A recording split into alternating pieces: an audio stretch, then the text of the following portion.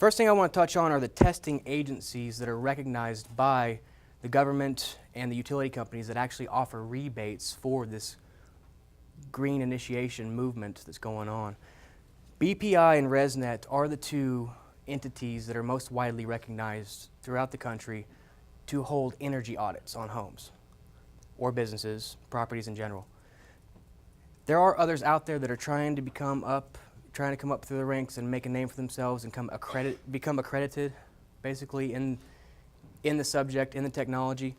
But BPI and ResNet are the two contractors certifications that you want to look for in anybody that's going to do anything regarding weatherization or energy audits on a property. One of the main tests that you're going to do, or they're going to do on your home as an energy audit, is going to be the blower door test. Has anybody heard of this blower door?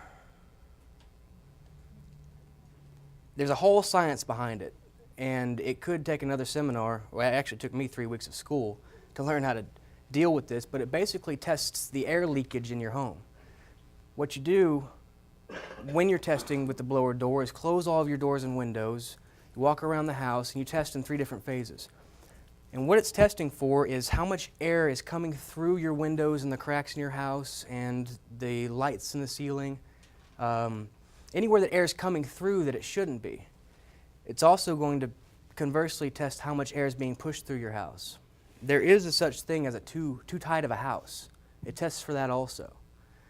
There's situations where you actually spend too much money to tighten up your house, and you could theoretically suffocate from carbon monoxide poisoning. You want to make sure that's not happening either. This test is a really good idea for the energy audits and weatherization tactics. The second most important is the duct leakage test. Now this test, it tests the durability of your ductwork in your home. You see all the dollars flying out there? 90% of the homes that were built prior to 1990 have leaks in their ducts. That's just a fact. They have them.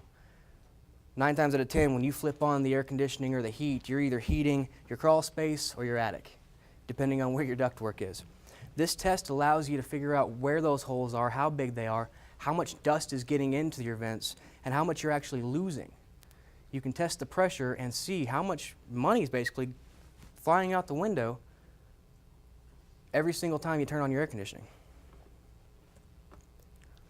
There's infrared thermography that can also test hot and cold spots on your house. These cameras cost anywhere from $3,500 to $12,000.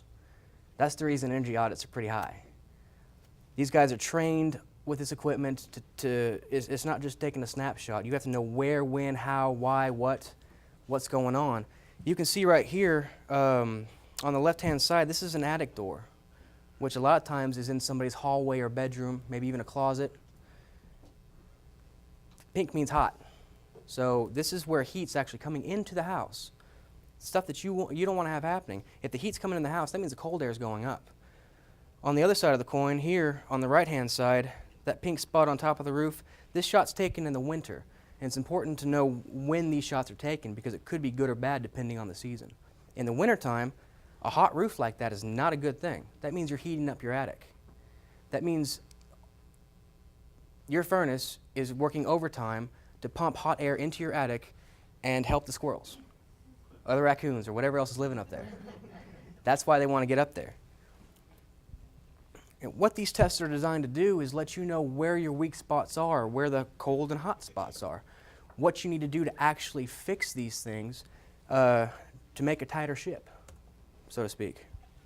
I gave everybody a stick of incense. Instead of buying a $10,000 camera to check your thermography of your home, take a stick of incense when you go home, light it up, get it good and smoking. Make sure you hold it either horizontal or down so it can make smoke. You want to see that white smoke. When you see the smoke, hold it up to the cracks of your windows, along the bottom, around your doors.